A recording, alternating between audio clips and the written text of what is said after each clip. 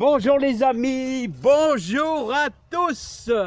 Alors les amis, bienvenue sur ma petite chaîne de jardin et on va parler de serre. Voilà, alors vous désirez mettre au printemps une serre. Alors je vais vous donner quelques petits conseils. Comment la placer? Ouais. Alors là, je vais vous dire les amis, c'est super important.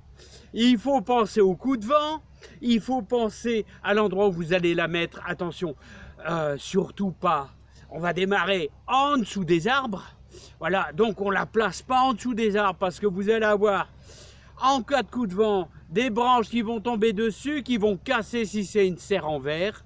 Je vous conseillerais aussi de ne pas mettre votre serre près de tuyas, de choses comme ça, de petits sapins, de choses comme ça, parce qu'ils vont aller grignoter votre terre.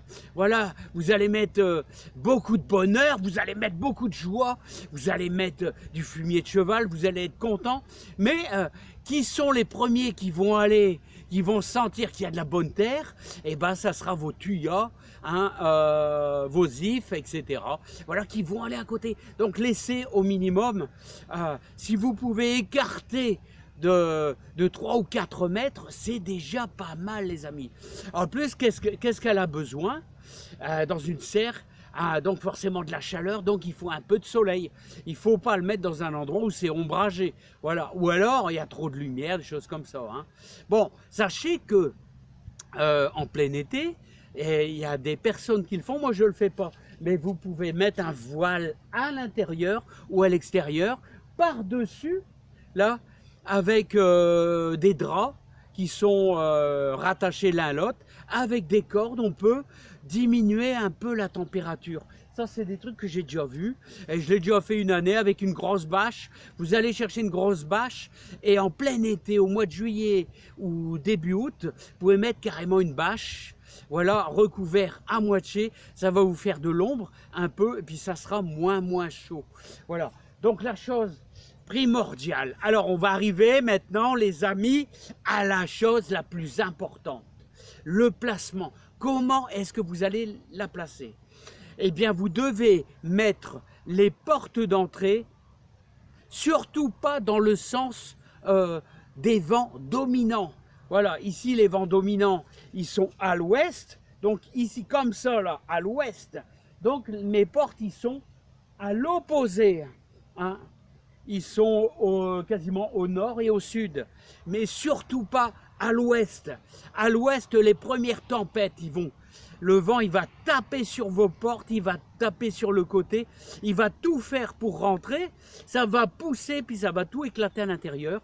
Donc, regardez-moi, le sens de l'arrondi. Alors, le vent, il tape dessus, hop, et il passe au-dessus. Vous voyez, dans l'arrondi.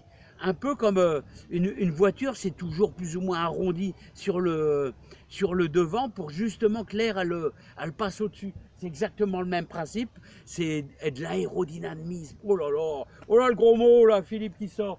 Alors les amis, donc vous avez compris, les portes toujours, surtout pas dans l'axe des vents dominants, surtout pas dans l'axe. Parce que là, voilà, à moins d'avoir des arbres, des choses comme ça, qui protègent, qui cassent le vent, bon là, vous pouvez le faire. Mais moi, je suis en pleine, donc moi, je prends les tempêtes, là, en pleine face, là, vous voyez les tempêtes, là. Donc, c'est super important.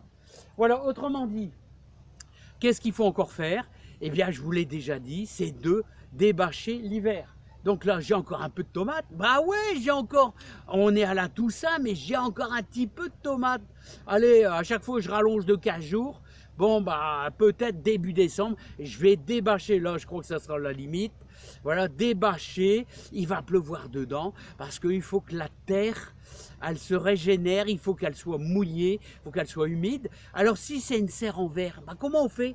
Comment on fait? Bon, on prend le jet d'eau, puis il faut arroser un peu. Hein. Voilà, c'est comme ça, les amis. Bon, ben voilà, j'espère que je vous aurai renseigné, parce qu'on me demande souvent comment placer sa serre. Surtout pas, alors, en direction des vents dominants pour la porte. Je vous déconseille de mettre ça près des tuyaux, parce qu'ils vont aller manger votre terre. Et croyez-moi, ils ont vite compris. ils ont vite compris. Et ça, c'est un agriculteur qui m'a dit ça. Il m'a dit, mon Dieu, mets pas ça à côté de n'importe quel arbre. Voilà, parce que tu vas retrouver des racines qui vont aller manger dans ta terre et qui, à la longue, vont épuiser. Alors, l'idéal, les amis, l'idéal. Mais allez soulever un bazar pareil, hein. Allez soulever un bazar pareil. L'idéal, c'est tous les 3 ans d'essayer de la changer de place. Ça, c'est le top. Bon, bah, peut-être qu'un jour, je vais avoir des copains, plein de copains qui vont venir. Il faut être au moins à 4. Et puis, quand elle est débâchée, on la prend. Qu'est-ce que je dis à 4 6. Il faut être à 6. Hop, minimum. Et hop, on la déplace tous les 3 ans. Pourquoi? Parce qu'on a de la terre toute neuve. Et là, croyez-moi, vous avez du légume, de la tomate magnifique. Parce qu'à la longue, votre terre... Alors, les tomates deviennent un petit peu moins, même si on met